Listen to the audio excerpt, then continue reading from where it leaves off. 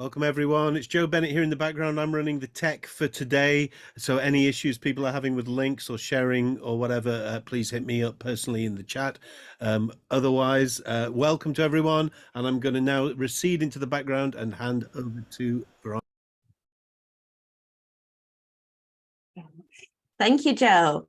And thank you to everyone here. I'm going to just keep it brief, but we want to say welcome and thank you. This has been a long time coming. We've spent the most of 2023 planning for this event, so we're very excited to finally be launching the Society for Music Production Research.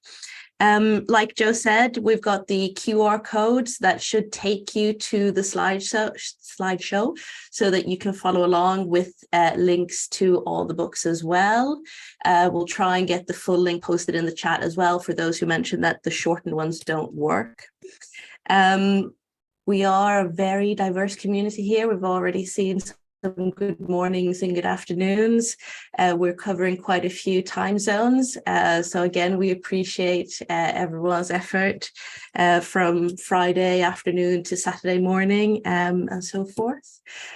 So we've got quite a few books to go through today.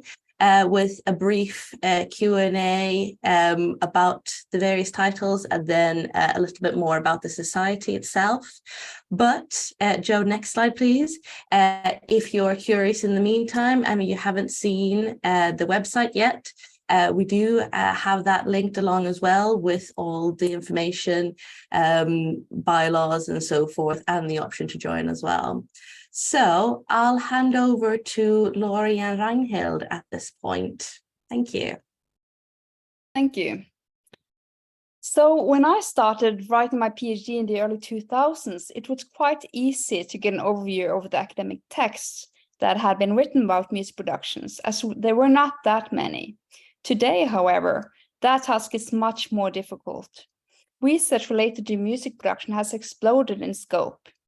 Music production research now represents a broad and interdisciplinary field with a variety of methods and topics of study.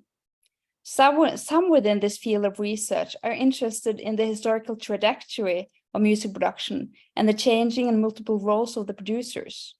Others are interested in the technologies and techniques being used, including how these tools shape the sound of a recording and contribute to form various listening experiences, as well as genres. Some are interested in the stakeholders and the whole industry apparatus related to a recording, including economic and legal aspects, as well as how they contribute to shaping the sonic result of a recording and its distribution and reception.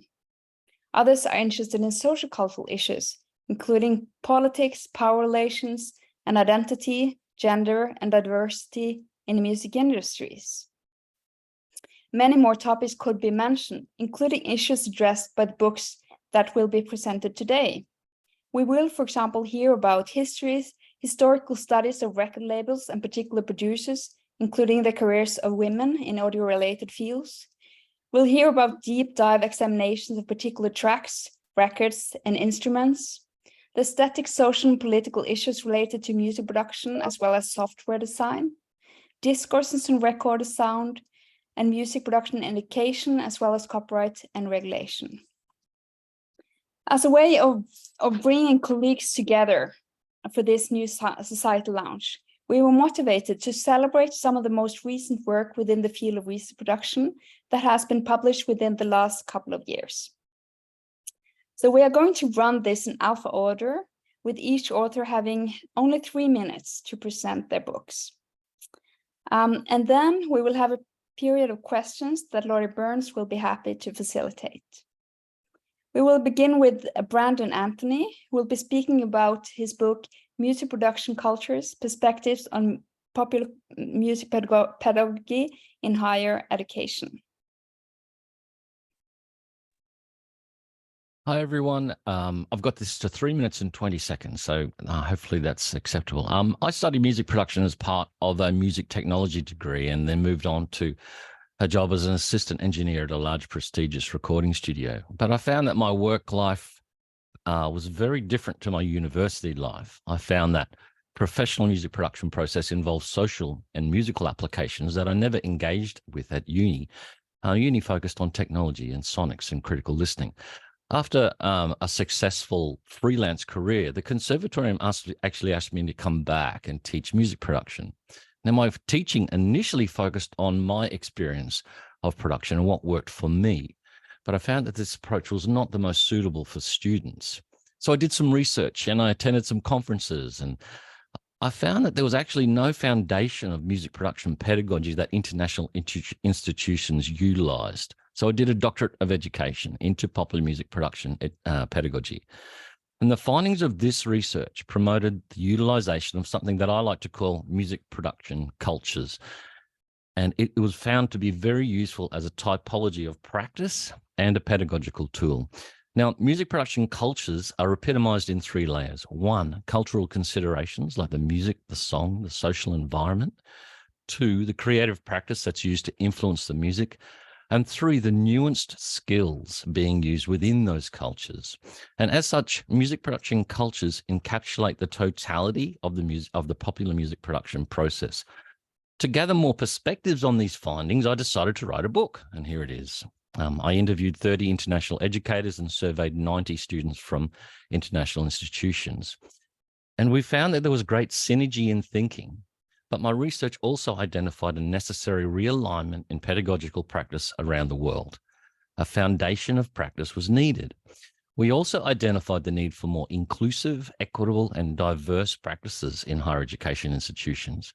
If you type music production into Google, you're inundated with pictures of technology. And institutions passively suggest the word music production, and they're primarily associated with technology. But there is research that suggests pedagogical approaches that focus on technological functionality without context demotivate non-male students. Music production cultures, on the other hand, facilitate an engagement with the important social, musical, and creative applications of popular music production whilst working with technology. So my book has a few very important goals. It is really just the first step in developing a foundation of practice from which all institutions can design their pedagogy. This focuses, however, on the musical, social, and cultural identities of their students. It's student-centered. This is hoped to provide more inclusive and equitable and diverse opportunities for music makers. And the book also promotes modern and innovative collaborative approaches that empower students to develop awareness in critical inquiry and practice, so they develop their own sense of identity. Now, whether this identity is a career or simply an avocation with music, either way, it's an enlightening experience. Thank you. Thank you. And now we turn to Kyle Barnett, who will be speaking about the book Record Cultures, the Transformation of the US Recording Industry. Yeah, thank you. I published my book Record Cultures in 2020, about a week before pandemic protocols went into place. So my plans were switched up a bit. My book is about the transformation of the US record industry, largely between the world wars. So between about 1920 and the late 1930s. At the beginning of the 1920s, the US recording industry is really a standalone, pretty autonomous industry. And by the end, it's inextricably linked, particularly with radio, but also with the film industry, as well as publishing and traditional connections. And so there was a phonograph boom in the United States near the close of World War I, and a lot of new companies got involved for the first time. So the big 3 record companies in the US were Victor, Columbia, and Edison Records, all located on the East Coast of the United States.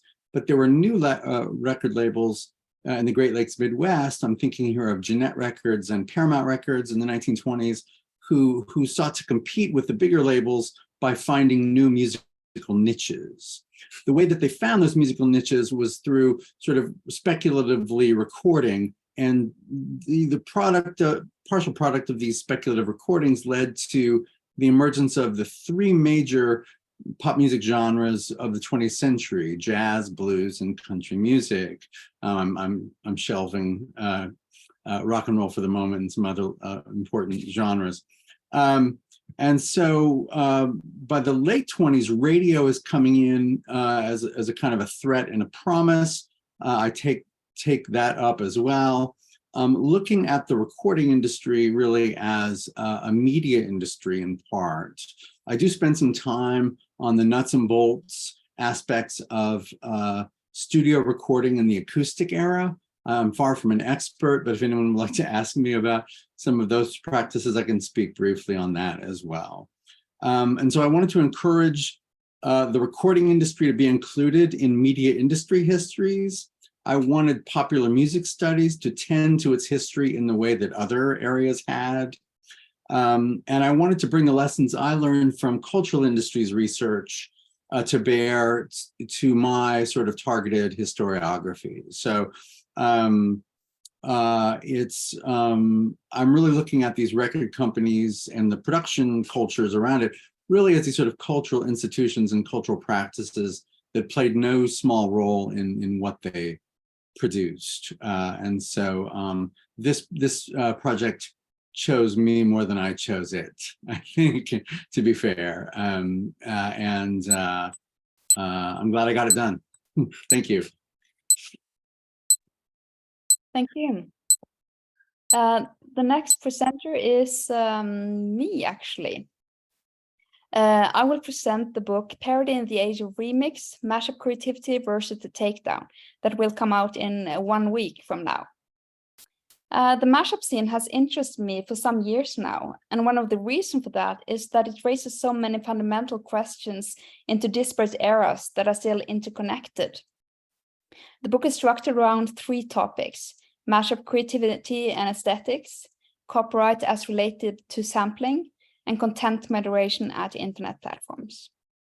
With respect to aesthetics, I emphasize that sampling, as well as musical appropriation more generally, is not a single thing, but a whole field of endeavor. While this may seem perfectly obvious, sample-based music is all too often treated quite reductively, especially in a legal context. I'll then elaborate why I believe that mashup music, as well as the other forms of remix, represent a uniquely contemporary take on parody. I also provide insights into the larger social cultural value of mashups by first letting the producers explain the motivation behind their work, and second, elaborating on the centrality of certain aspects of mashup, including humor, politics, and aesthetic pleasure. With respect to copyright, I first explain the producer's own set of internal ethical guidelines, and then I discuss the intricacies of copyright exceptions as related to sampling in US and EU contexts. I argue that much mashup music may have a good case for being identified and defended as parody in court, while also acknowledging that any legal conclusion regarding assumed copyright infringement will be case-specific and inherently unpredictable. Moreover, I emphasize that licensing samplers is currently not a viable alternative for mashup producers. The ever-increasing popularity of remix culture and mashup music, where parody is inevitably in play, presents a conundrum for internet platforms with their extensive automatic algorithmic policing of content. I unpack the reasons that content moderation presents a major threat to sample-based music, but pointing out that its handling of content does not guarantee the adequate accommodation of copyright exceptions. I further argue that the major platforms exercise considerable power and influence in shaping the contemporary and future culture sphere, because they are pivotal forums for expressions in today's society. As such, the lack of transparency and inaptitude in accommodating copyright exceptions has important ramifications, not only for mashups, but also for culture and society at large. In that sense, this book is also about how society balances the act of regulating art with the act of preserving art. So now, we move to Mike DeRico, who will be speaking about the book Push, Software Design and the Cultural Politics of Music Production. Hi, everyone. Glad to be here. Thanks to the organizers for the invite. So this book is a product of about a decade of research that I did out in Los Angeles, working not only with users of music software within hip hop, electronic dance music, and electroacoustic communities, but also speaking with the developers and designers and brand managers and all these kind of cultural intermediaries involved with the making of the software. So the main goal of the book was really to bring together, to think through how the design of music software of various sorts across media is related to not only the techniques of music producers, but also the formation of social communities and values, ideological values of different communities. So each chapter represents kind of a snapshot of a case study of a specific software and its relation to a musical community that values it in some way. And so there's a chapter on FL Studio, and it's linked to EDM music and kind of how the toxic masculinity within electronic dance music cultures might be related to the sort of maximalist design of that software. There's a chapter on Pro Tools and what we all know, this long-standing discourse about what it means to be the industry standard and how that relates to gender dynamics with its users, and how these like monopolies of competence in that software are used to establish certain gender dynamics in music production. There's a chapter on Max MSP in electroacoustic music, and how do you, design software that has no interface, right? The blank screen type thing. Then there's a whole section of the book that talks about what happens when software kind of becomes hardware again. And so the use of, MIDI controllers, USB DJ controllers in hip hop, for example. I make connections between video games and hip hop, for example. There's a chapter on making music with the iPhone, mobile music making.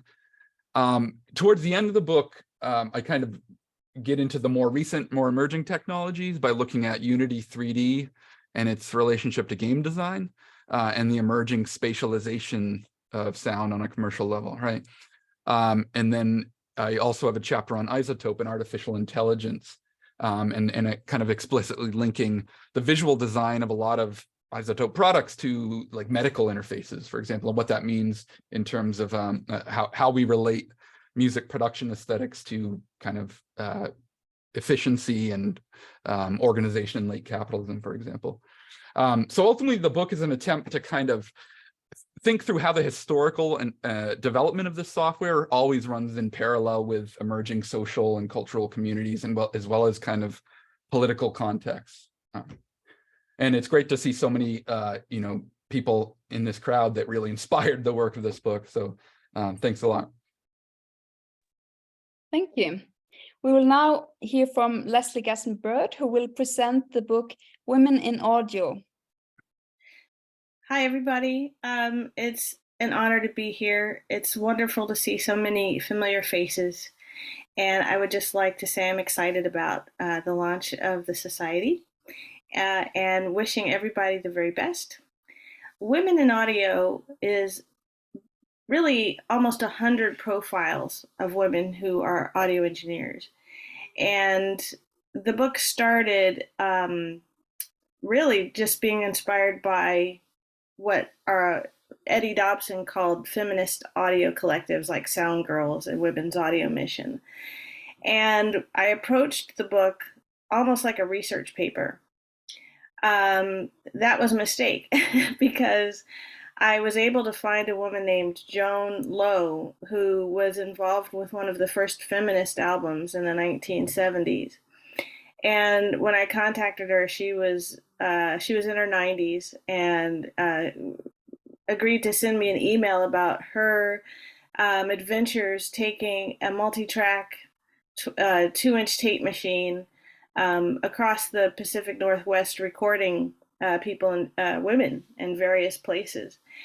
And I was very sad to learn after our interview that she passed away, and her friend sent me pictures of her, and it occurred to me that this history could disappear. So it turned into a living history of amazing women, in past and present, who are involved with audio.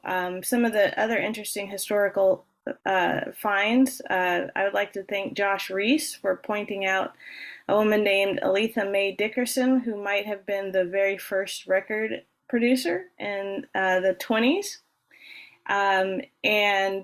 She, of course, may have gone unnoticed if it weren't for some people who did some early research into this. Of course, I do have more contemporary figures in the book as well. Ethel Gabriel, who did the Henry Mancini album, who was celebrated recently, she passed away, but then some more contemporary figures like Jill Zimmerman in Canada, who won a Juno Award, and some mastering engineers, Piper Payne and Emily Lazar. I also talk about the different phases of not only feminism, second wave feminism, but also the organizations who are lifting up women in audio. And as the cover suggests, there are women who work in television and film, hardware designers, software designers, radio and podcasts. So I really try to make this work encompassing of all audio fields, not just music production. And in there, I also have tips for women who are reading the book who might be interested in those careers, how to get involved in those careers. So I hope I haven't overran my time, because I don't have a timer in the bottom left-hand corner. If I am early and ending, then I'm happy to pass it on to the next presenter. Thank you, Leslie, and apologies for my technical error in omitting your timer. Thank you. Next up is Phil Harding, who will be speaking about the book Pop Music Production, Manufactured Pop and Boy Bands of the 1990s. Thank you. Well, many thanks to the organisers here tonight and this wonderful new society. I'm a practice-based researcher, and my book Pop Music Production is based on my PhD by portfolio, which I completed in 2017. The thesis title of that was Stay Another Day, a reflective and oral history of the technology and culture of manufactured pop and boy bands of the 1990s. Quite an unusual PhD title. The book has three aspects to it, and I interviewed my own collaborators from the 90s and other practitioners. Basically, one, it's an academic reference book. Two, it's a memoir of a lot of my production work in the 1990s. And three, it's a how-to guide with my techniques of pop songwriting, production and mixing systems. So it was a quick overview. Chapter 1 looks at pop music culture from the 50s through to the 90s. In chapter 2, I talk about pop music business deals, because they're quite different to some other deals that are around. For instance, the production and remix all-in deal that came from remix culture from the 80s, an overview of the existing creative systems around, and then by chapter 4 I get into the kind of hardcore talking about formulas and techniques and pop form. Pop and boy band production, chapter 5, I talk about vocal production, talking about getting session singers in before the actual artists and the boy bands, so that you're fully prepared. And chapter 6 has been very popular. That's my top-down 12-step mixing guide, where I guide you through each step from starting with the vocals and mixing top-down to the drums. I also include a pop mixing EQ guide, where I sort of combine a technique guide of relating frequencies to instruments. Chapter 7, I talk about production projects that come from my portfolio. And then chapter 8 really gives my main PhD theory and conclusions about group collaboration. And this is based around what I call a service model for pop music, creativity and commerce. And that includes a team leader and group collaboration work, which is quite typical in pop music production and remixing. I've taken that theory and model on for 3 more papers, actually, 2 of which have been published with Paul Thompson, has helped me on all of these. And the 3rd one is about to be published by Aspen. The first one looked at applying the service model to PWL and working with Pete Waterman as a team leader, as I did in the 80s. The second one looks at working with Tom Watkins in the 90s and boy bands like E17. And then this latest one about to come talks about using the service model in and education set up as I did in Norway just a couple of years ago. So that's about it from me. Thank you. I believe my 3 minutes are up. The appendix has 90 studio equipment listed out that we used, and thank you very much for the opportunity to talk about it. Thank you. Thank you. So many exciting books. The next book is Analyzing Recorded Music, Collected Perspectives on Popular Music Tracks, edited by Will Moylan, Mike Alleyne, and Laura Burns. And Mike will be presenting the book. Hello, everyone. Three editors, Will Moylan, Laurie Burns, and myself, Mike Alleyne, were pleased to edit Analyzing Recorded Music with a foreword by Paul Theberge. This collection explores how the record shapes the song from a variety of diverse perspectives. Collectively, 28 authors represent various specializations within the disciplines of popular music studies and recording technologies, including specialists in song lyrics, production practice, popular music history, cultural studies, sociology, feminism, and gender theory. We invited authors to choose a specific track for its unique content and significance in the history of recorded popular music, resulting in a diverse set of musical works from a range of genres and points in history spanning the years 1936 to 2020. The analyses offer different perspectives while weaving common threads from Moylan's analytic framework in Recording Analysis, How the Record Shapes the Song, published in 2020. Each chapter illuminates the unique attributes of the individual track under consideration and accounts for how attributes of the recording develop the inherent character and content of the selected song performance.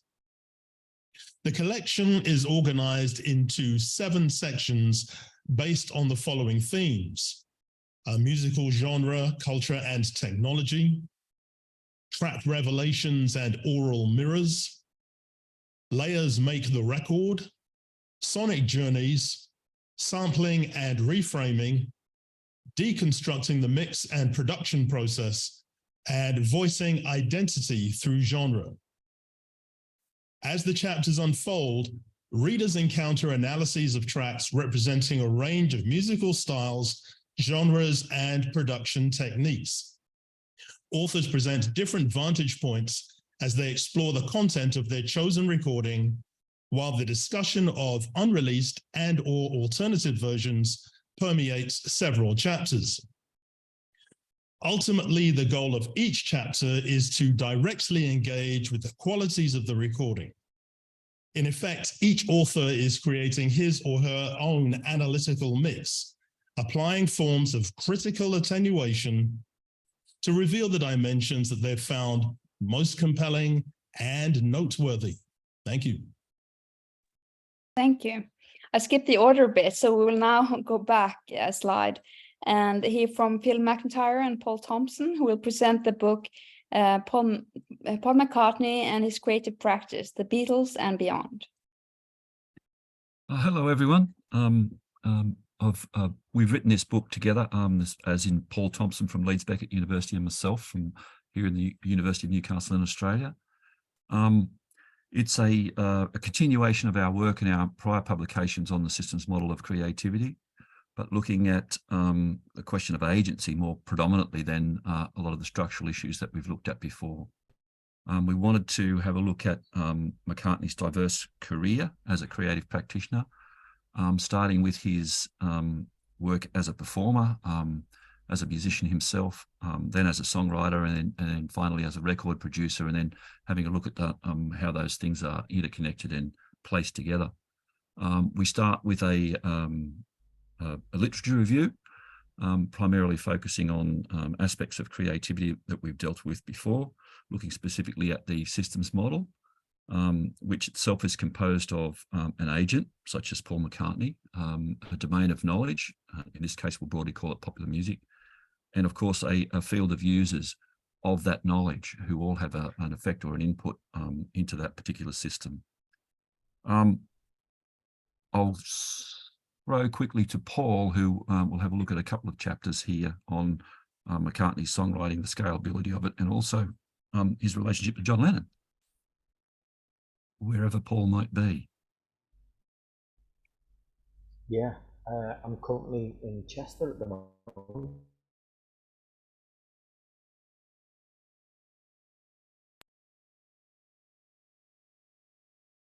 Paul's frozen on us, so I might just continue on until he comes back. Just very quickly, we had a look at the way yesterday itself was specifically composed. Then we dived into another specific song, Paperback Writer, and how that was scaled. And I might just throw to Paul again and see what happens there. Matt, can you hear me? We can now. Yeah, just as Phil mentioned, we looked at the scalabilities.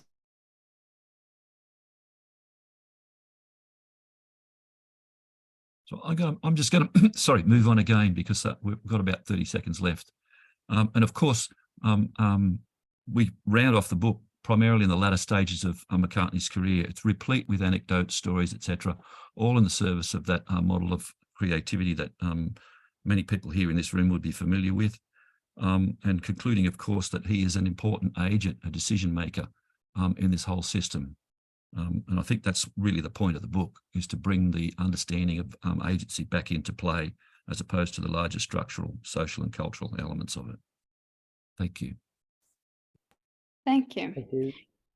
We will now turn to Helen Reddington, who will be speaking about She's at the Controls, Sound Engineering, Production, and Gender Ventriloquism in the 21st Century. Hello, thanks for inviting me. So at the heart of my book is the idea of gender ventriloquism, which is where everything we hear, particularly in pop music, has been mediated, or nearly everything we hear has been mediated through the male ear, because it's been produced by, in general, and engineered in general by men. Although I got there via a very roundabout route. It started off with me getting frustrated with students in the late 1990s when I started teaching in universities, because they divided themselves into male and female along really stereotyped lines. And I got some funding to run some parallel classes, which I kind of just noted down what was happening and discovered that they were both they're all as able as each other to negotiate music recording technology. And I started looking at music technology magazines and looking at the way that they were gendered, and gradually started presenting my research at various universities in the UK. My research is mostly based in the UK. And that's when I started realizing it's actually necessary to articulate why it's important to have women at the controls as well as men. And during this experience of presenting to various students, both MA and BA students, that's undergraduate and graduate students, I started to feel a little bit like a weapon, and that made me feel that I had to be very careful about the way that I wrote, because I'm talking about not just equality of opportunity, but this very hot issue of the recording of women's voices with an aesthetic pleasing to men, which is so normalized we don't even notice it. And it's bought into by a lot of women artists as well, because the bottom line is, how do you want to sound? The answer to that is famous. So I interviewed 33 women producers, mainly working in pop. It was very important because of this idea of mediation, that they were producers who mediated other artists rather than being self-producers. The genre's mostly pop. Ages ranged from the mid-20s, early 20s actually, to 60 plus. And lots of different genres within pop music, hip hop, R&B, gospel, all different genres, because I wanted to see if the same things were happening in every area.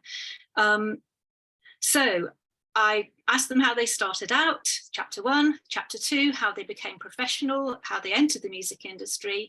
Number 3, how they specialized and whether that specialization helped them and whether entrepreneurship helped them. Their workplace experience and relationships with clients and colleagues, chapter 4.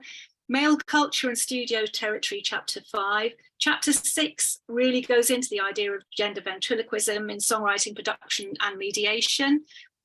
Chapter 7, fighting back against that using the case of EDM as a way of fighting back.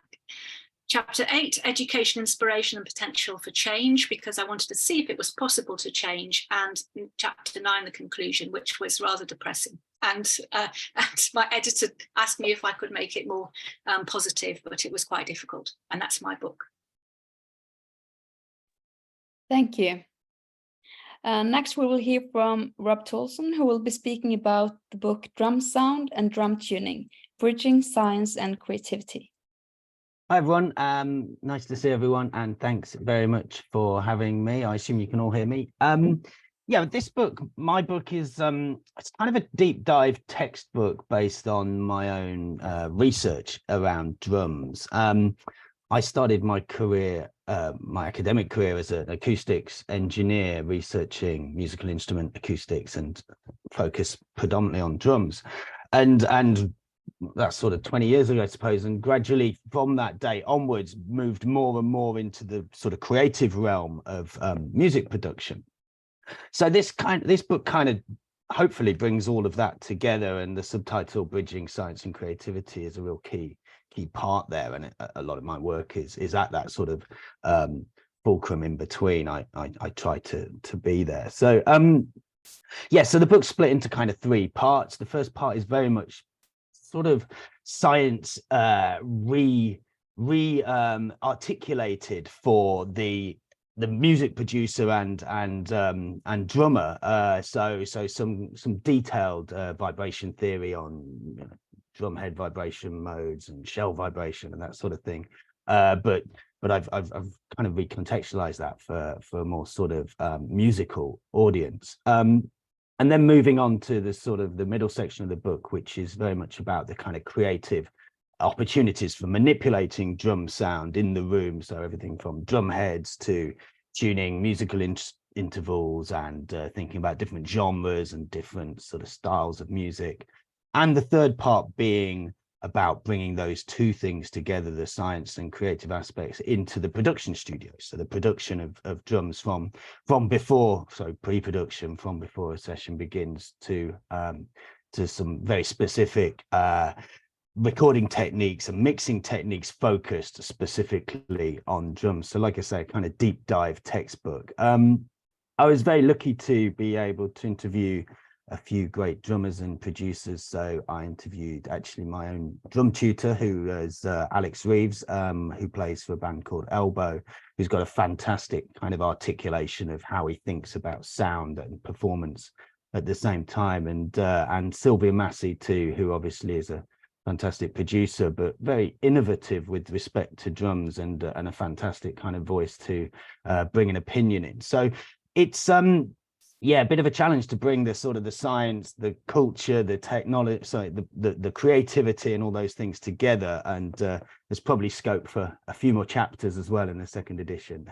So I'm already always thinking about that. So thanks a lot. I'll pass on. Thank you.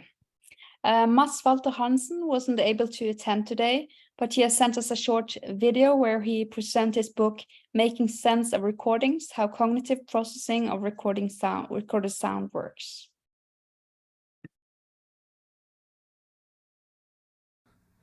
Hi, I'm Mats Walter-Hansen from Aalborg University, Denmark. Apologies that I couldn't be here. I will say a few words about this book, Making Sense of Recordings, How Cognitive Processing of Recorded Sound Works, that I published with OUP in 2020. It's a book about how we perceive, experience, and talk about sound in recorded music.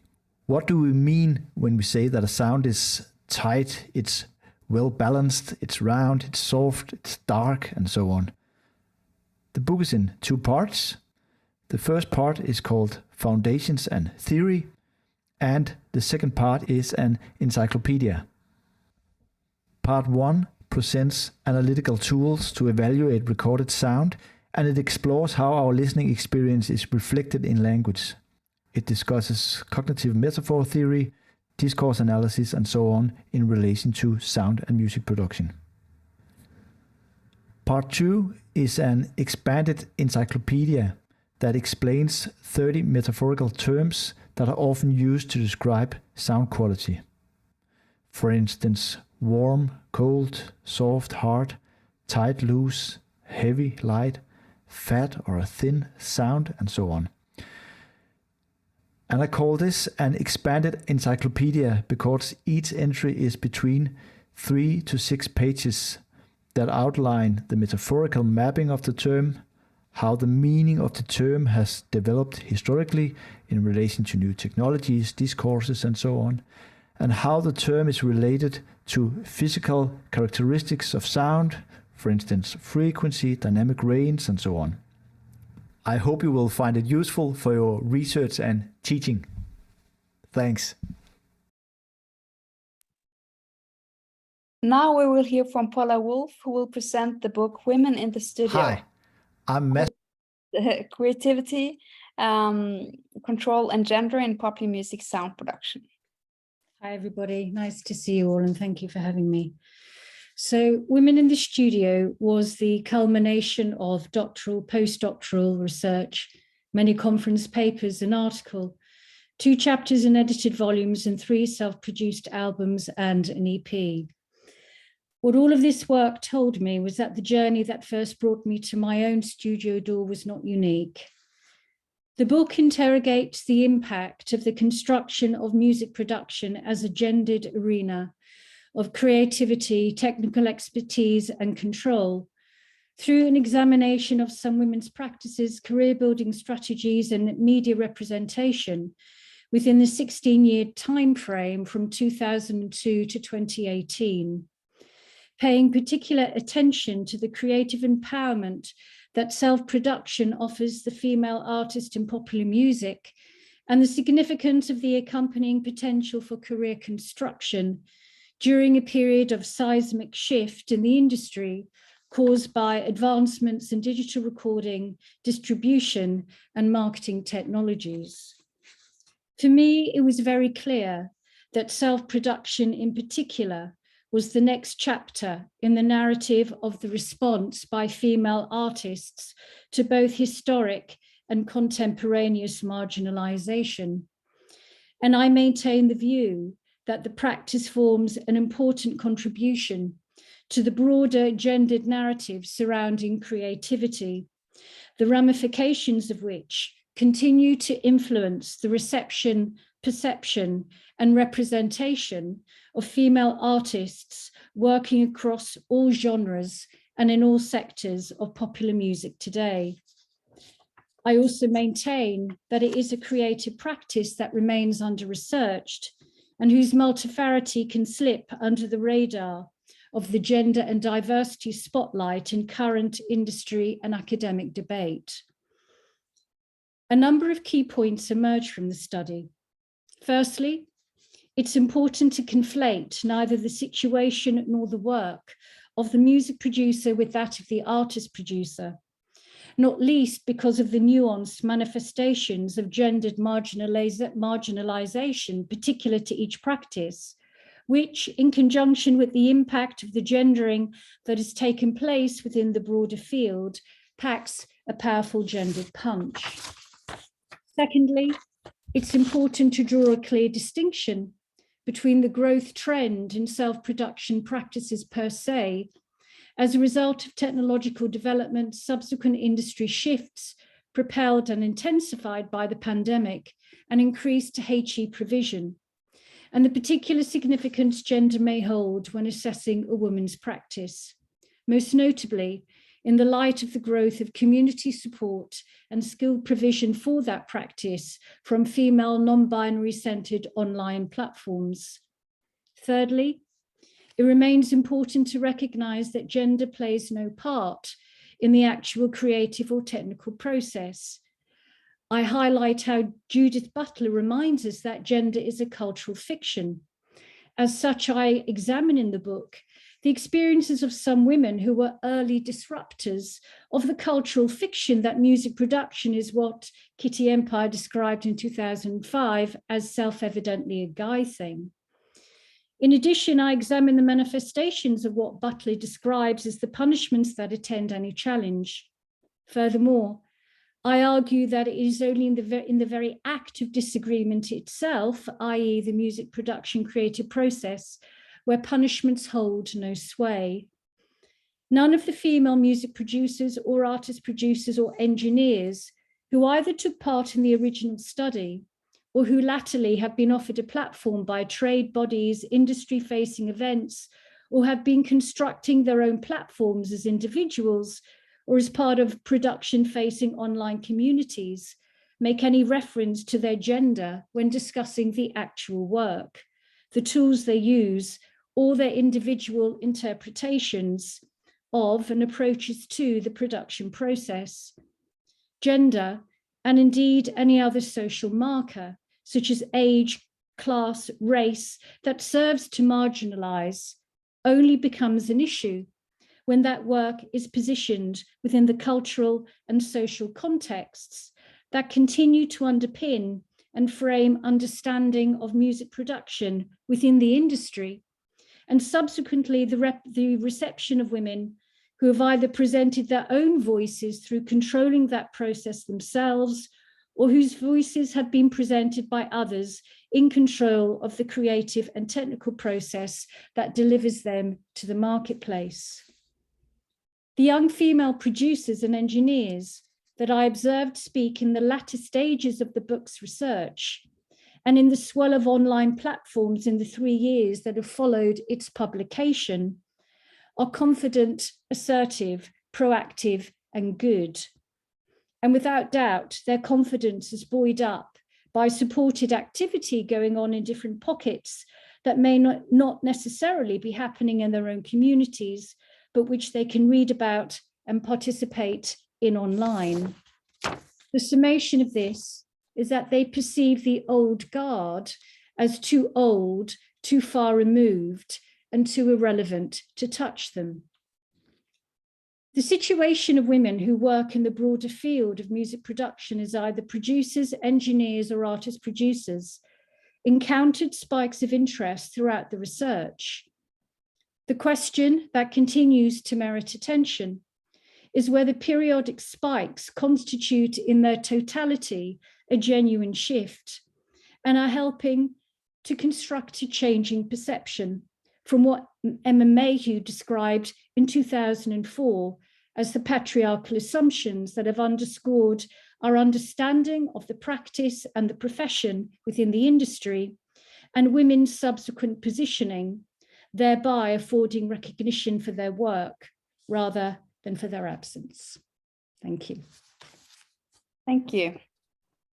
The next book is The Art of Record Production, Creative Practice in the Studio, edited by Simon Zagorski-Thomas, Katja Isakoff, Sophie Stevans, and Sajakas. And Simon will present the book. Hi, everybody. I'm sorry if there is any background noise where I am. I'm in Camden Town and it's Friday night, and we might well get sirens and screaming going on in the background as well as me talking. Okay, I'm just going to talk about this.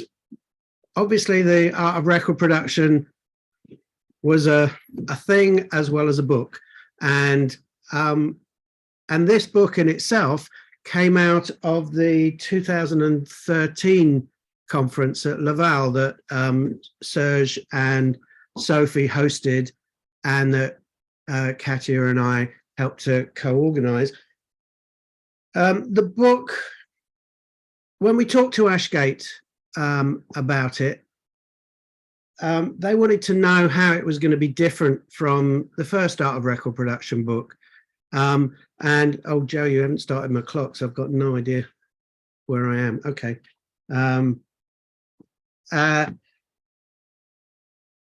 But they, basically, we decided to go with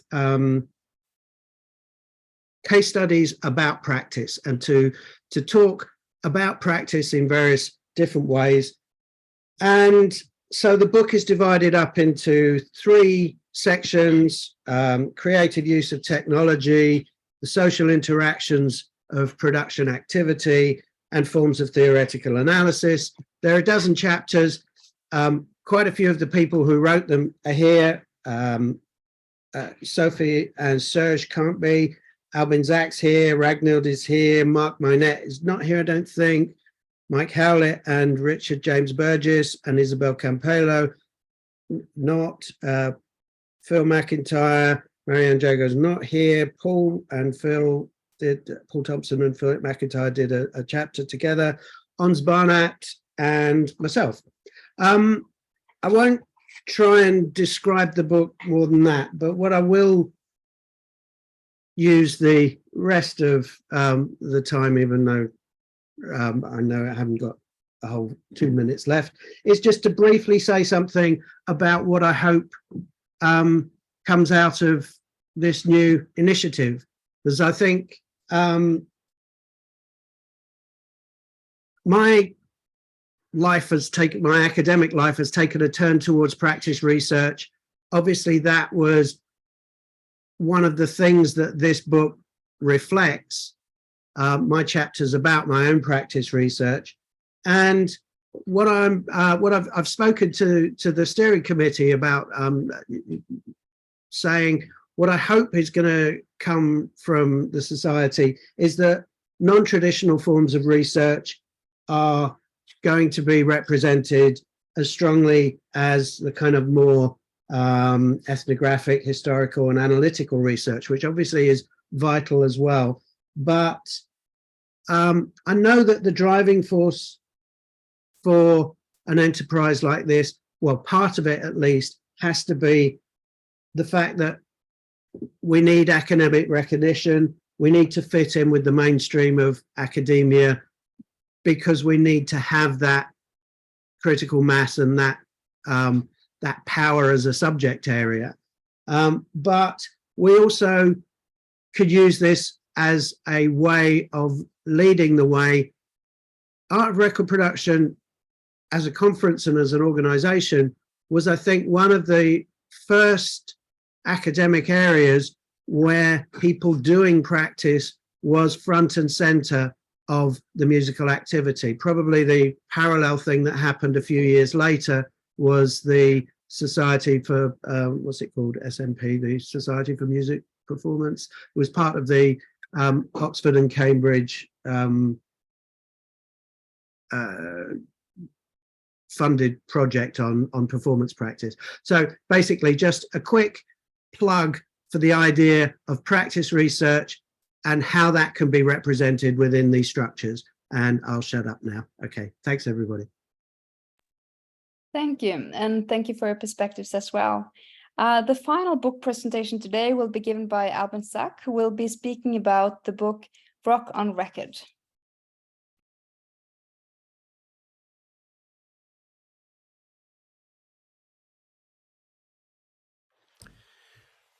Thanks, Albin. You're muted right now. Just need you to unmute and start again, then we'll start the timer. I'm sorry.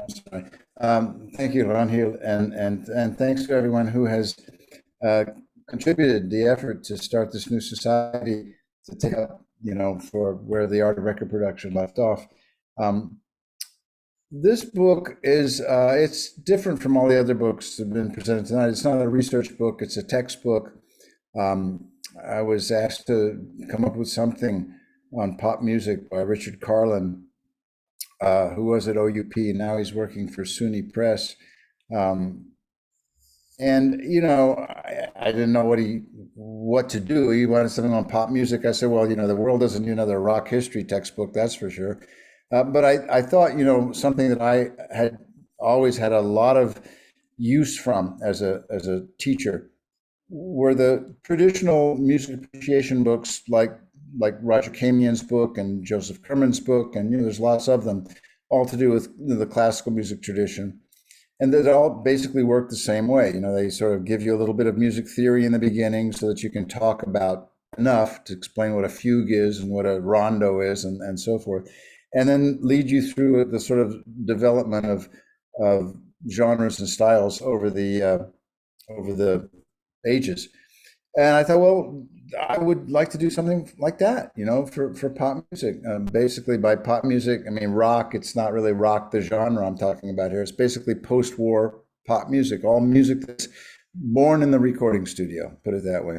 And so it does exactly that. It sort of goes through the development of genres from the pre-rock pop of, you know, Frankie Lane and, you know, all the Mitch Miller type stuff and Les Paul, and then it, you know, from doo-wop on through to hip hop, which is where it ends. It basically covers enough that you could do in one semester, and it has so it has all of the tools for developing a better, more informed listening experience among students.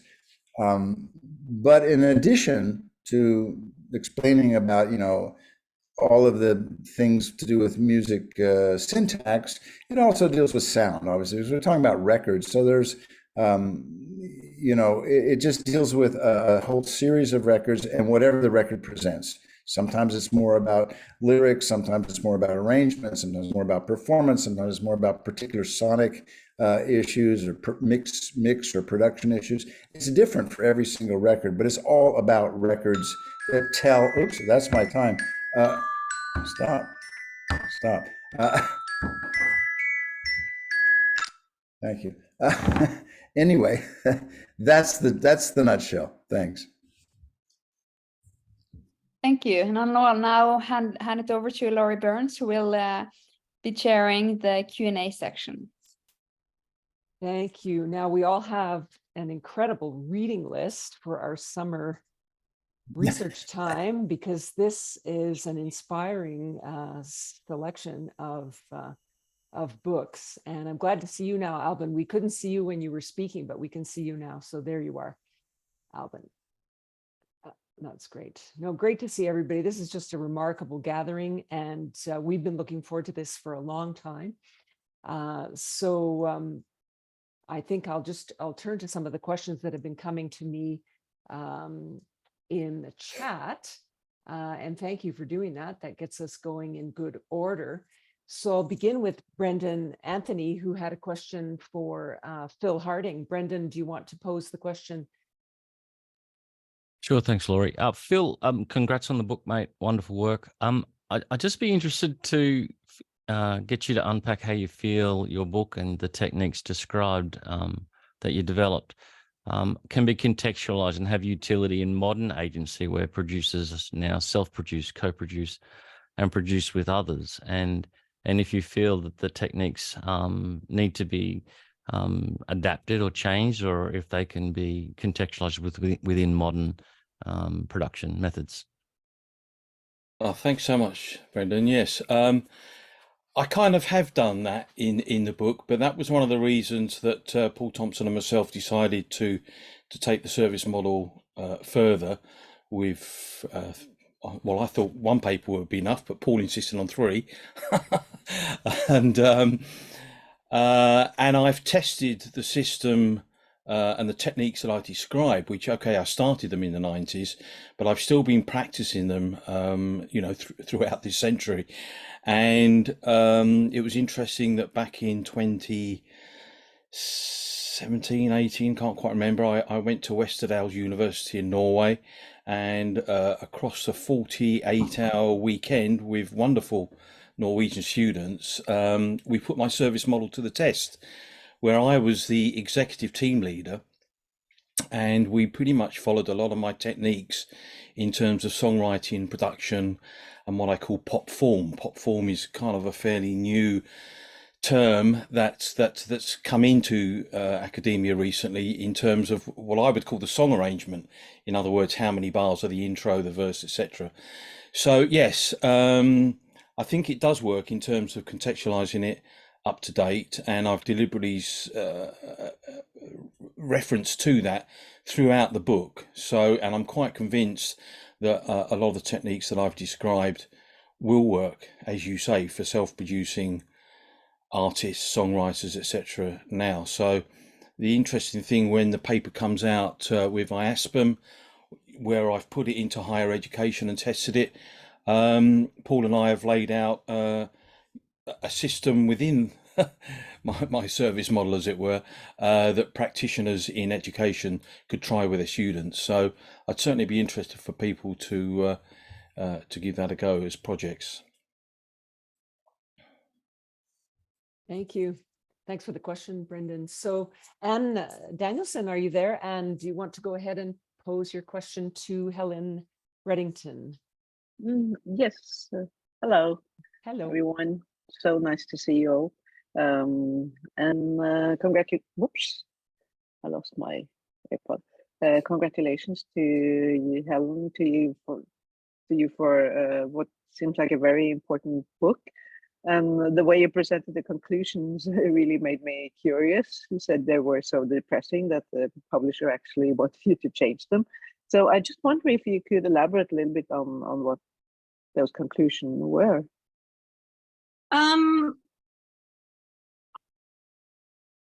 In such a short space of time, not really.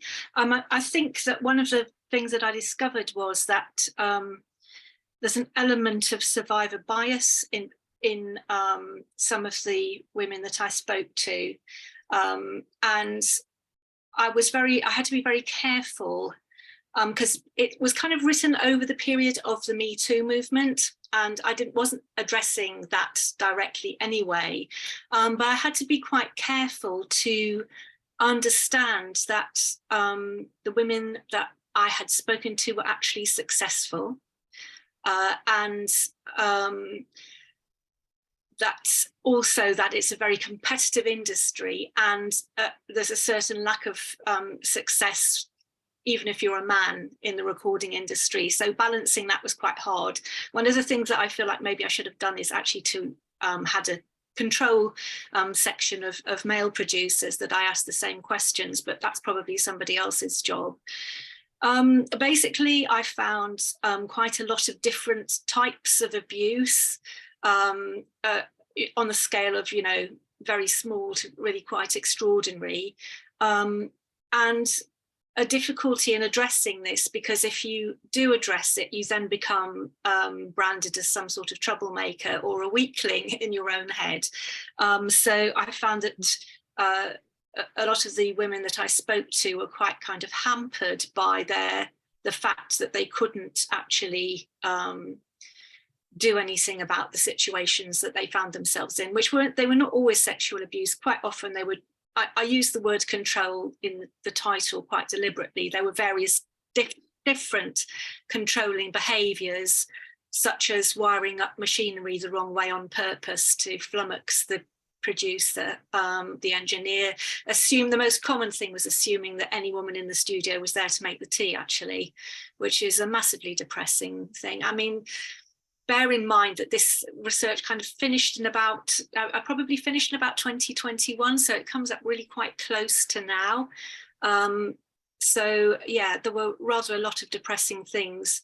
And finally, just the fact that what's always worried me is that empowering female studio workers is possibly a flash in the pan, a fashion.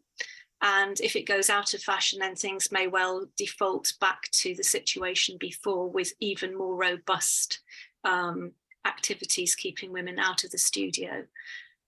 I'm probably sounding quite extreme, but I've been teaching in this area for 24 years, and I've witnessed myself some really appalling behaviour. So that it was quite difficult to allow people to speak and not to prompt them to reiterate what I already had seen. So yeah. Thank you. That's a good question. And Neri Ruth Arsman, would you like to ask your question for Brendan Anthony? And thank you, everybody. I've got a lot of reading to do now. Some of those books were specifically in my interests. I bet you'll guess after I've asked my question. So, Brendan, You were talking about how you recommend a shift in perspective working with production students. That is not just focusing on technological functionality, but including musical, cultural, and social environments. So can you expand for me, who works with cross-pathway students, can you expand what considerations are made for women in production with regard to the fact that they're in the minority in a uni producer environment at present? Still, also, of course, what Helen was talking about. And, you know, so after you reflected with students, how did you respond to those? What outcomes did you have? And how did you enable them to be intersectional? I'm getting my pen ready. Yes, thank you. It's a really important point, and it was funny because when I interviewed the educators, there was the synergy in this area, and the problematic area that we face was everywhere. So and to be honest, I in my book, I didn't want to just write a section on it. I wanted to try and write the book to be to have the voice that of inclusivity and equity and diversity throughout the book. So I didn't want to kind of signpost it, but just make it a message. And I think first I'll answer it in two aspects. First of all, overwhelmingly, everybody that I talked to about how do we action change in this area was to normalize inclusive practices, that gender, social status, etc., held no governance over the capacity of any student within the institution. So normalization of actions was really important. But what became really evident within working with students is that it needed to be passively approached from first year through to fourth year or whatever. And how I actioned that was that you're correct that most music technology students at our institution, many are male, but I also run a popular music course, and I made the classes of music production integrated, and there are a lot of pop, non-binary people, female people in that area, and I made the classes collaborative, where everybody was working in the realms and learning together. So I believe that through our messaging as practitioners and normalizing our actions, we empower students within our pedagogy to understand the cultural importance that everyone is capable of anything. And if we do that within the institution, hopefully as our graduates proliferate into the industry, we stand a chance to action change in the industry as well. Thanks for your question. I hope that helps. Thanks so much for that. I'm looking at the questions that have come in. Leslie Gaston-Bird unfortunately had to leave, so that's too bad. But as you all know, we are going to be able to follow up. You've got the QR code to write to her if you wished to send her any questions. Florian Walsh, are you still there? Florian, if you want to ask your question to Simon. Yeah, thank you, Laurie, and thank you, Simon. So my question is kind of like a more general one, and it builds on Simon's hopes for according a greater space to practice-based research. What might that look like in terms of just the online and media presence of the society, especially kind of like the ability to include multimedia content in the journal publications, and how, if like there's like this thinking about like what would that look like in terms of publications or just the outward facing presence of the society? I don't know whether Simon or the steering committee wants to comment on that. I was going to say, I'll maybe just jump in at this point to say thank you, Florian, for that question. I think it's so relevant to what a lot of people have been asking about SMPR and where we're going, and some of the initial this meeting steering committee sessions that we have had in conceptualizing the thing. If I may, could I suggest we move that question to our final section, because it's about like the future and the, you know, the path forward, because multimedia content is something we've talked about a lot, but I just want to use this section with Laurie chairing to make sure that all of our authors have had a chance to speak about their books. Is that okay? So we'll come back to that about 10 minutes from now. Thanks, Florian. Right, or even sooner. I'm not seeing other questions come. I could ask 1,000 questions of these authors, but I know we also want to talk about the organization. Does anybody want to raise hand or send me a quick note to say they have a question for one of our brilliant authors? If not, we could begin to discuss the organizational ideas that we've been working on and take questions on that. I don't see any hands coming. I'm looking at my chat. Right, so I think we could go on then. Toby and Joe, we're going to lead this this part. Yeah, so I think Toby's going to start us off. Sure. Thanks, Laurie and Ragnhild for leading the authors discussion, and thanks for all the authors for showing, you know, such the broad and diverse work that's going on in this field. I want to thank everyone for attending. I also want to thank the Grand County Public Library in Moab, Utah, for giving me a space to do this. This is great while I'm on the road. We have been working on this for a while, and we're still just gaining momentum. So some of the questions, I think, on what we are and who we are, some can be answered and some can be kind of say, well, what do you want this to be? Because this is a member association. So how we move forward and what this association becomes is entirely up to membership. The steering committee we've been meeting weekly for quite some time, and our goals were to create a space for everyone involved in music production research. We stayed away from a few terms in the name in order to be as inclusive as possible.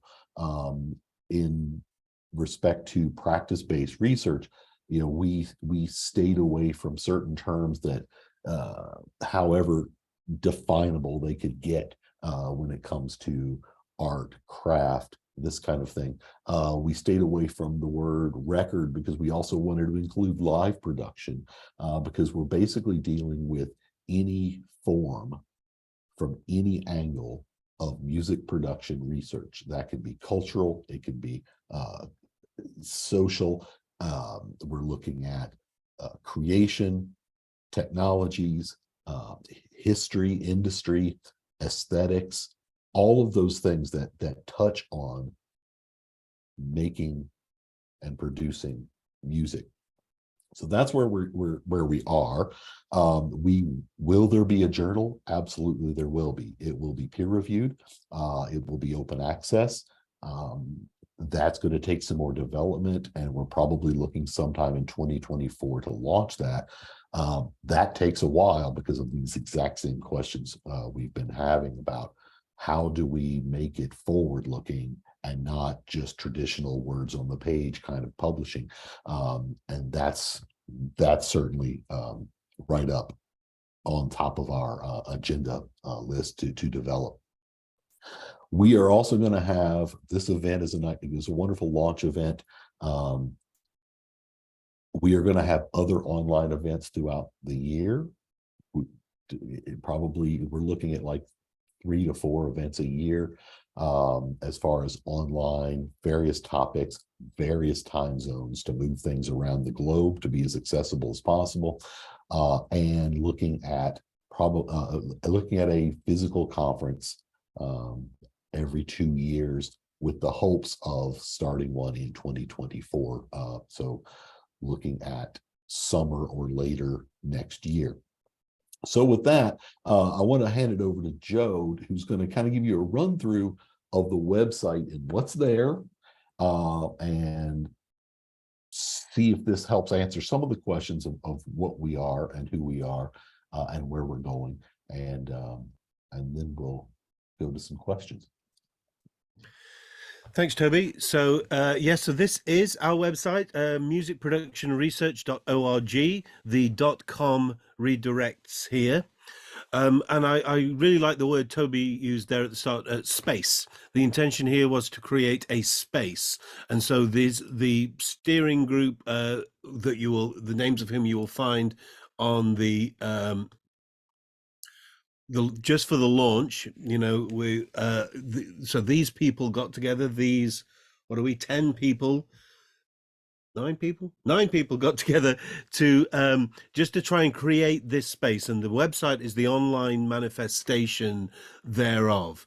So a lot of us will know each other through other academic organizations, through AES, through IASPM, through ARP, which I actually last met at my own institution in Berkeley in May 2019. And so that's the last time I was at a physical event, but COVID changed everything, of course. So this website essentially represents that space. One question that we did get was, and I think Gary threw it into the chat for everyone, which is relevant, which is, how do we differ from AES?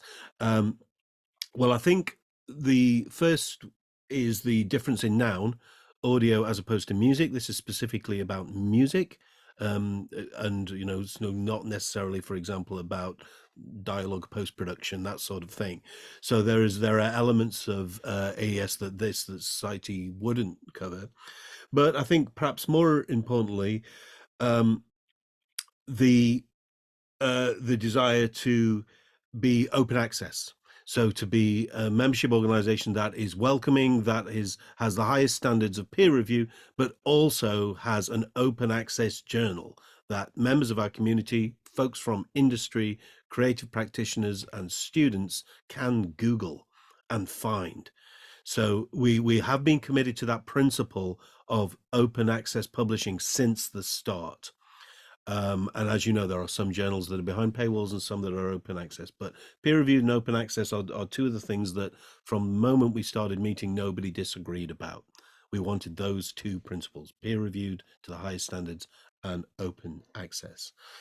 So this is the about pages. There's the mission statement, the vision to encourage and promote the established field of music production research through publications, conferences, and networking events, all aspects of music production. So as Toby says, live and recorded. Some values, some core values, which you can read for yourselves. Again, the website should be fairly easy to navigate. Thank you, GoDaddy templates. And I will paste it into the chat as well. There it is. And to Gary's question, direct question to me here, to be clear, the journal will be access to everyone regardless of whether or not they are members. Yes, that is true of the readership, but only members will be publishing in the journal. So you need to be a member to publish, but to be a reader, it's just going to be wide open on the internet. So it will be full open access published. And that is with the aim of spreading the research as widely as possible while maintaining its standards. So, so let's just quickly walk through the website. It's something you can do also in your own time. We do have, all of the bylaws. We kind of demoted them a little bit into a Google Doc because, oops, I need to fix that up. There's a permissions thing I just ran into. But the bylaws themselves are a longer document with all the stuff you would expect in an academic learning society. This is the membership page. So we have 3 tiers of membership. And again, in the spirit of inclusivity and open access, the mailing list only option, if people just want to hear about events and publications, that is free. But for people who want to present at conferences, vote in elections, submit abstracts and articles to the forthcoming journal, those folks will need to be members at any tier. Events, this feeds off our Google Calendar page, so you are here. event page, and you all found the Eventbrite link, so nothing more really to say about that. We have a contact information, which is just a form to the central email address that currently the 9 of us on the launch committee are managing. And then once we are fully set up and we have proper elections and formal appointees, you'll be able to contact individual members. We are I need to make sure I don't misspeak this in American tax jargon, a 501c3. Is that the phrase, Toby? Yes, it is. Yeah, you're probably better placed to speak about that than I, being a real American. Can you just fill us in on the background of what we did there? Sure. So we established SMPR as a 501c3, which is a nonprofit organization registered in the state of Delaware, which allows us to collect membership dues. Those membership dues in our bylaws is not for remuneration to any of the members of the board. It is strictly for running the association. So the website, the journal costs, and any other costs that come about to manage it. So yeah, so that's where we are established as an organization. What is next with that, however, is keep an eye out, because at some point this steering committee needs to hand over the keys to an elected board. And so that will happen at the first conference, which will hopefully be next year. So there will be a call for nominations. There will be an election. So it will be truly a member-run association. And then all of these things will develop from there. Does that sound right about right, Joe? Yeah, I think that's really important to state. This is why we haven't made any arbitrary decisions among the 9 of us who just, as Toby said, set up the space. These 9 people have not made any decisions other than those broad principles of member-run, elections, fully open access journal, non-profit, no compensation for individual members. So we 9 are volunteers to get this thing started, but we're very keen, as Toby says, to sort of get away from that sort of self-appointed thing. We just wanted to get the thing moving, and then post-elections just get the community to run it itself. So right now, those fees, I can tell you, I look after the bank account. We have about $1,600. Most of that is going to be going towards a journal hosting platform. And we are currently looking, doing a bit of background research and market testing of what might be the best peer-reviewed journal management software as a service for us to be investigating. There was also a question, was this Florian's question about open access media? Florian, over to you. It was more about like the open access answers part of it. The question is just like how much space is there also for multimedia content, like demonstration videos or tutorials, or like explicitly educational content that kind of like bridges the already existing kind of like very practice focused ways that people learn production now online, with kind of like the scholarly research, kind of like as a like almost like kind of like a slippery slope, but like to like lure people into that. I don't know, but kind of like that thinking about like. Yes, it's a great question. While of the journal hosting platforms that we're testing right now and will be doing in the coming months, we're only looking at platforms that will allow for multimedia content to be embedded and included. Multimedia, that's such a 90s term. What's the new version of the word multimedia? But basically, because I'm sure you can all think of journals that are very strong on their peer review, but as web presences, they're a little bit homemade HTML coding 101. And we don't want to be that. We want this to be a great looking journal with slick media and click through. And obviously, for people to be able to access audio through the thing, so that for high quality audio to be actually embedded in the content. So we're looking at various technical solutions to that, but we will not, to be clear, I don't think there was ever any question about this. This is not going to be a text only journal. This will have other content. That's what we know so far. Okay, so we've got a few more questions in the chat. I don't know if these came to Toby or me.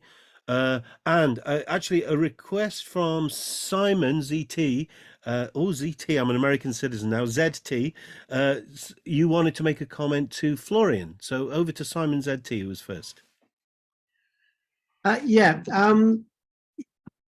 I just wanted to say a few things in relation to that, both to the practice research thing and to the multimedia content that isn't necessarily research focused, but is more about getting a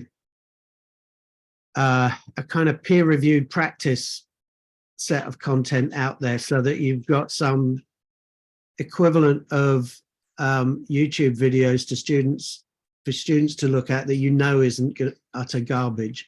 And I would very much encourage some kind of system in that direction. But just a few thoughts about the idea of the practice research journal side of things, and the multimedia or mixed media, as Brendan says the Australians are using now. I'm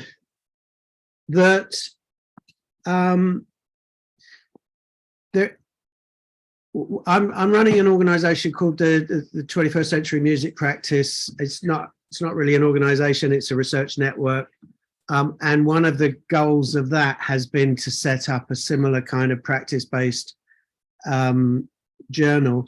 And we've been putting content online, but there are kind of several big barriers to multimedia content as journal outputs, which some of the British people who might be involved in presenting what's called the REF, the Research Excellence Framework, about putting outputs in the public domain there, it's quite difficult to, unless you're going to host all of the media yourself, which means that your server time your servers become quite enormous, that it's quite difficult to ensure that what's published remains the same thing. That, I mean, it's not so much that we expect people to cheat by re-editing things afterwards, but it's a sort of similar problem to students handing stuff in on videos and then sort of putting something in on the actual deadline date and then editing it over and over again for the next 3 days or something, and sending you new things. That there is this idea of fixity of how you're going to create something that is the equivalent, I guess, of a PDF that you can host without having to have a gigantic server in order to keep all that multimedia content yourself. The other thing is that we really don't have, just having looked at some of the mixed media and multimedia content around, either it's completely unpeer reviewed, or that the peer review it's very unstructured at the moment. There aren't guidelines about rigor and quality for video work that are applied to video content in the same way as they're applied to written content. We know what looks like good academic writing and good academic structure. We sort of feel we do with video, but I think apart from filmmakers, most of us recognize it but can't necessarily produce it. And it's a sort of complicated problem about getting people to peer review something if they're not an expert in video making to some extent, or video communication in any case. Whereas we kind of expect people to be experts at written communication as academics. We're now kind of asking them to be experts in video communication, and that isn't an easy thing to make happen. We need a lot of work on how to create those guidelines for people to be able to set standards. Sorry, I'm going on a bit, but I've got one more point that I wanted to make, which was relates back to Gary's point about what's the difference between this and other organizations? And I would just sort of make the point that it's not just about differentiation, that before Joe hosted the last ARP, the 2018 ARP was part of the ASPM UK and Ireland and part of Dance Cult and part of the metal, what's it called? Metal music studies, quadruple conference, if you like. And that synergy of having four things together, it had its problems. There were a few problems at the time, but it was a great adventure in working out where all the connections are. And what has happened in the kind of gap around and after ARP is that people have started to publish more in EASPM and ethnomusicological conferences and papers about their practice. And I think working out where there can be connectivity and joint action is just as important as working out where you can differentiate yourself from other organizations. And I think it's I think one of the great things would be to build connectivity between various different organizations that have various different types of expertise. And I can see the intention, and it would be great if whoever takes over as the the kind of first elected gang has a similar approach to the issues. Sorry, that was me talking for quite a long time. I'm sorry, I shut up. Simon, I think you brought up some points that actually helpfully summarize some of the other Q&A that Toby and I have been getting in the DM chat. So I'll try and knock some of those down one at a time, the easy ones at least. So you talked about editorial standards for multimedia, for text, for audio, whatever it may be. All of that is going to be for our elected editorial board to define and decide. So that stuff will be made clear by that group when they are in place. I agree with you that, a bunch of academics who are very good at writing well-cited text or CIT, cited text, are not necessarily great HD Final Cut Pro users and all of the rest of it. So yes, the medium. But in print, the principle that all of these 9 people have done so far is build the shape of the box, build the space. What we are doing right now is to try and investigate platforms, online hosting platforms that are not restrictive of any media and have lots of storage. So if video content is the way we go, we will have the cloud storage to deal with that. Implicit question from Simon and a clear question from Steve, which was about academic fair use. Some of you, anyone who knows my work, will know that I've sort of got a foot in the copyright and IP camp. So very interested in fair use. I do a whole bunch of YouTube videos that get fingerprinted and taken down by YouTube, and then I claim fair use and get them reinstated and fight YouTube every time on that. We will be fully protected by fair use, and that was, also we are an academic non-profit, and we are registered in Delaware as an academic non-profit, and the IRS knows we're an academic non-profit. So we've got all the documentation to hammer anyone with a fair use defense that comes after us for using their IP. So we sincerely hope that presenters will indeed have multimedia stereo mixes or stems from commercial work, and if putting that stuff in there as context with a full fair use license, and I think it's something that we all feel quite strongly about, we'll be fighting. But as I say, it's going to be a thing for the editorial board to enact and define. The question from Guy, which was about the line between pro music and DIY bedroom production ones. Well, I think that's for the peer review process to take care of. Whatever it is that people want to write about, we certainly didn't, when we wrote the bylaws and the pull it up again, the mission and vision, there was no implication that it would be any particular kind of music, any particular culture, any particular level of commerciality. It was basically just set up to be as inclusive as possible. So this is me talking for a long time. I think that's all the questions I had in the chat. Toby, did you get any DMs that I didn't, that haven't been covered there? Oh yeah. No additional ones. No. But Simon, I think, has given us some really great food for thought, most of which I hope will be matters of debate for our inaugural editorial board when they are set up, and particularly noted the synergy between organizations. I think there's something there is a lot of enthusiasm for. From the names that I know on this Zoom call, a lot of you guys are members of a lot of different things, so hopefully we can bring those synergies. Yeah, and I agree with that. The interdisciplinarity of all of this work is always going to connect with an overlap.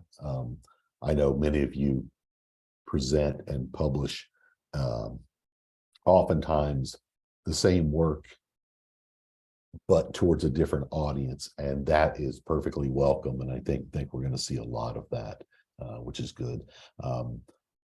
You know, speaking of this gap between 2019 and now, and this is where we highlighted the authors today, and there's plenty more out there that we weren't able to highlight today with authors. You know, that gap has culminated in you know, the reason for our steering committee to get together was due to a disciplinary momentum of will, basically.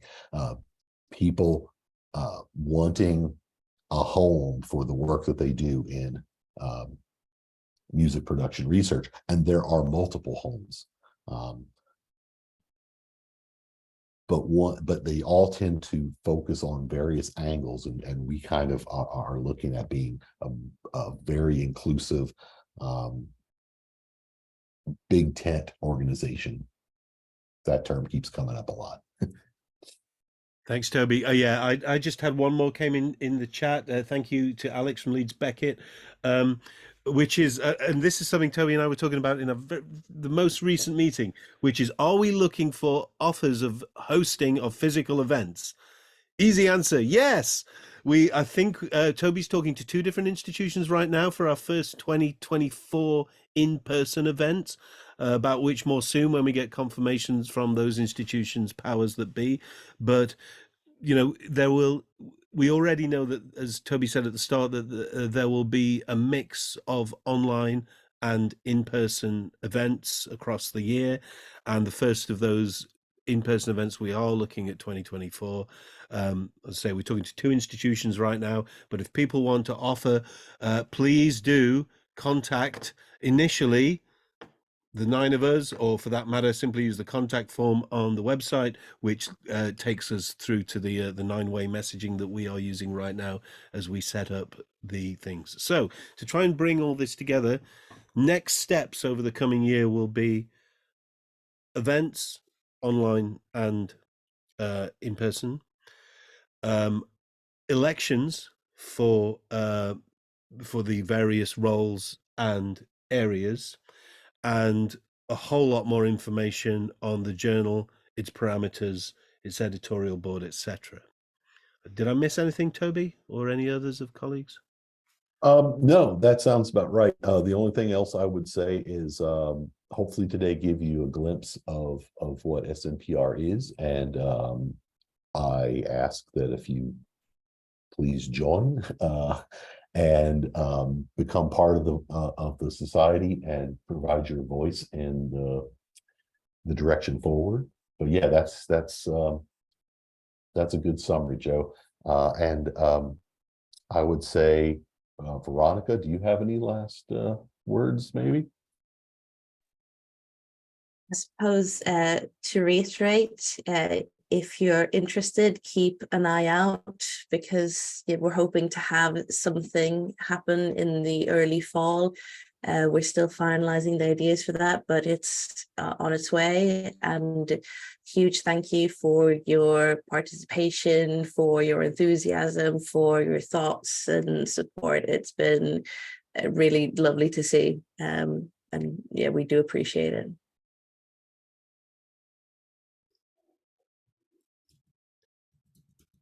Thanks, everyone. Well, all I can do now then, I guess, is fade up the lovely David Crosby album we were listening to as we all filed in. So thanks again, everyone. Keep a hold of the URLs. Keep an eye on the website. We'll see you at an online or in-person event very soon. Here's David. Thank you. All the stars showed up in a different place. She took my hand as the heavens spun, said nothing starts till the work is done. A faint light shone in her eyes. I wasn't frozen or petrified. We started counting out galaxies while we sailed across the sea.